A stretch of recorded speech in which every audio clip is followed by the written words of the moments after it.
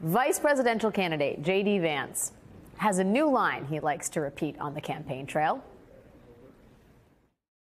You know, the big difference between conservatives and liberals is that no one has tried to kill Kamala Harris in the last couple of months, and two people now have tried to kill Donald Trump in the last couple of months. I'd say that's pretty strong evidence that the left needs to tone down the rhetoric. Two assassination attempts in as many months, and I think that it's time to say to the Democrats, to the media, to everybody that has been attacking this man and trying to censor this man for going on 10 years, cut it out or you're going to get somebody killed.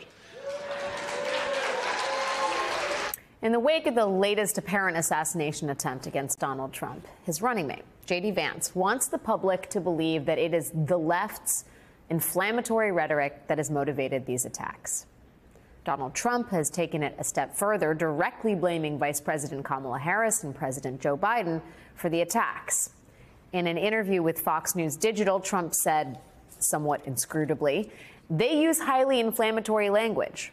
I can use it too, far better than they can, but I don't."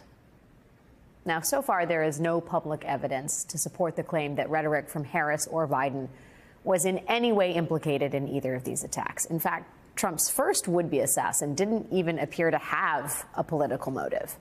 He was remembered in his community as a conservative with no discernible animosity toward Trump.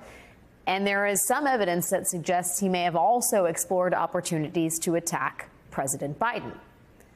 The latest alleged assassin does appear to have a history of political animus against Trump, but it doesn't necessarily mean that he was a Democrat.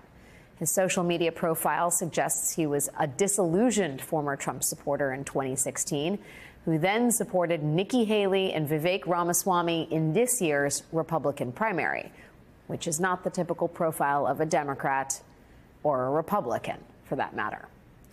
Now, there is still a lot we don't know about both of these apparent attempts on Trump's life and what might or might not have motivated the gunman. But Trump and Vance's sudden concern about inflammatory language is fairly disingenuous, to say the least. It's been a week since Trump baselessly claimed on the debate stage that Haitian immigrants in the town of Springfield, Ohio, were eating the pets of local residents, their cats and dogs. And that lie has wreaked havoc on that small Ohio community. The city's mayor has received death threats. The city's received more than 30 bomb threats in the past few days. The city was forced to cancel an annual celebration amid safety concerns. Schools have been evacuated, and state police have been dispatched to protect school-age children. All of it because of something Donald Trump said. Sort of the literal dictionary definition of inflammatory rhetoric. Despite all of that, along with the repeated insistence by local officials that there is no truth to Trump's claim, Trump and Vance won't give it up. This week, JD Vance even appeared to admit that he and Trump created this story out of whole cloth, but that he was still sticking to it.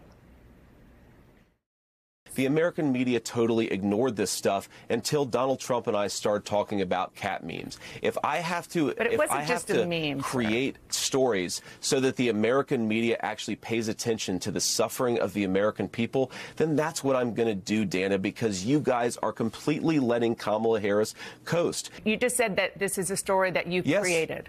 So the eating dogs and cats thing is not accurate. Dana, it comes from firsthand accounts from my constituents. I say that we're creating a story, meaning we're creating the American media focusing on it. I'm going to try and unpack that a little bit. I think JD Vance is trying to say that he is fabricating a story about immigrants so that the media will focus on immigrants, which sort of feels like the dictionary definition of a bait and switch or a red herring or a canard or a lie. Meanwhile, Kamala Harris sat down today for an interview with the National Association of Black Journalists, where she was asked about the situation in Springfield and offered her most fulsome response on the issue yet.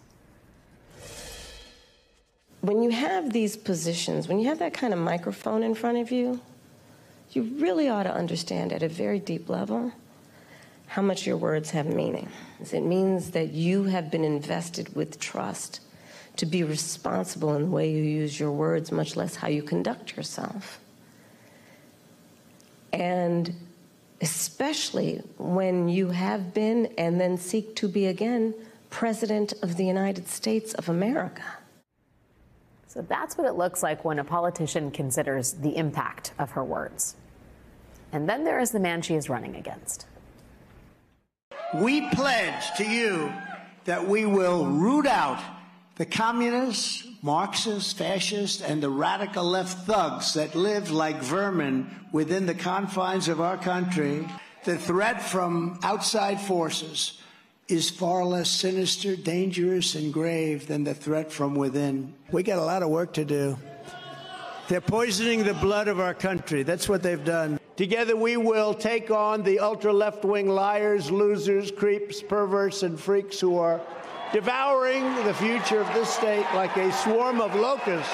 And we fight. We fight like hell. And if you don't fight like hell, you're not going to have a country anymore. Claire, you know, calling out inflammatory rhetoric while at the same time engaging endlessly in inflammatory rhetoric seems like, I think, a textbook version of hypocrisy. But I sort of wonder whether Trump and Vance are going to get away with this by saying these assassination attempts are happening publicly, as far as we know, only against us. Therefore, this is all the Democrats' fault. Yeah, blaming, the way you de-escalate political violence is not by blaming the other side for political violence. Right.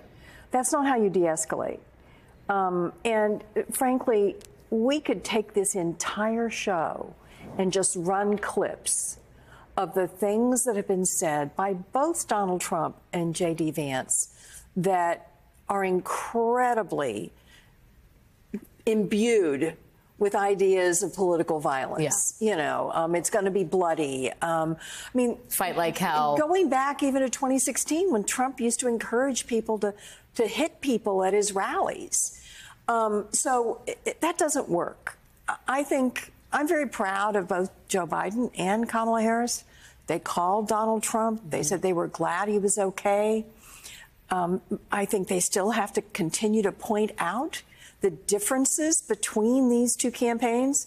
It's incumbent on us to make everybody realize that one is darkness and rounding up people and putting their political opponents in jail. And the other is, you know what, we're going to try to help you and your family. We're going to try to make your lives better. We're going to try to expose more opportunity for you. And by the way, isn't America a wonderful place? Yeah, I mean, and that is a contrast that she's tried to draw both on stage, you know, in public discourse, in advertisements.